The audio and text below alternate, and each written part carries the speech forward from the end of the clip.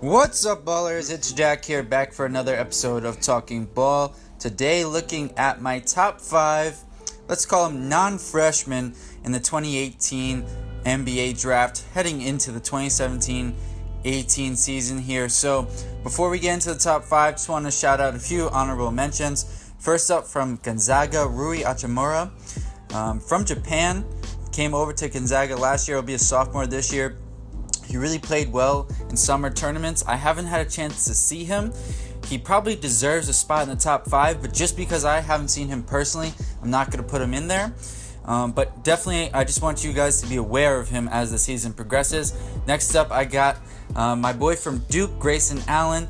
I'll talk about more on him in my other channel, Dealing with the Devils, but he's definitely deserving of being an honorable mention. Not sure he's in the top 5 with some of these other guys, but it'll have to depend on his performance. And lastly, honorable mention here, Devontae Graham, the guard from Kansas.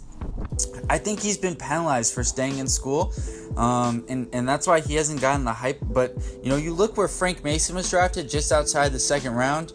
I see that being about where Graham goes, maybe even late first, because the draft isn't quite as strong this year. He's just as good of a player as Mason and a better defender in my mind. Maybe not as explosive offensively, but a better defender, and I think that's going to carry more weight in the NBA. Now moving into the top 5 here at number 5, Mikal Bridges, the junior from Villanova. He's a tremendous defender.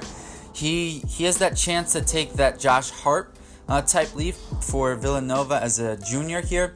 We'll see, and what that really means is, does his offensive game take the next step? He's shown he can shoot the 3-ball. Can he do more off the dribble? He'll have the opportunity this season for sure, without Josh Hart there at Villanova. Now at number 4 spot, have another guard here, Lamar Peters. And actually from here on out, these are all sophomores. So the sophomore class, that freshman class from last year, it's still paying dividends this year with the sophomore talent remaining. So Lamar Peters, Mississippi State, I think he's pretty underrated.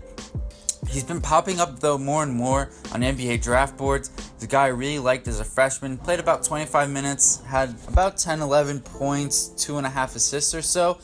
But really a guard who's explosive. Doesn't have the best size, but he's going to be able to, he's going to get you points and assists in abundance. And I think he's got a chance to really mature this season and blossom and blow up into more of a mainstream, draft guy and a guy who more people are talking about. And the same thing goes to the number 3 guy, my guy from Miami, Bruce Brown, one of John's favorites there. Listen, this guy's a premier athlete. He's a good defender. He's very long at about 6'5", got a long wingspan, and he has that confidence, that moxie that you like to see from guards. And I think the only thing really standing in his way this season is going to be Jaquan Newton. If Bruce Brown, the games where Bruce Brown was able to be the point guard and he really handled the ball, he did much better than the games where he had to play off the ball. And that's going to be part of his development this year. Will teams really consider him a true one? If so, with his size and athleticism, he could be a top 10 type pick. He's that good. And a lot of his game, guys, reminds me of, or the way he could develop and enter this 2018 draft, and with the increase in stock, it kind of reminds me of the rise of Donovan Mitchell, where you had a guy who had a good freshman campaign.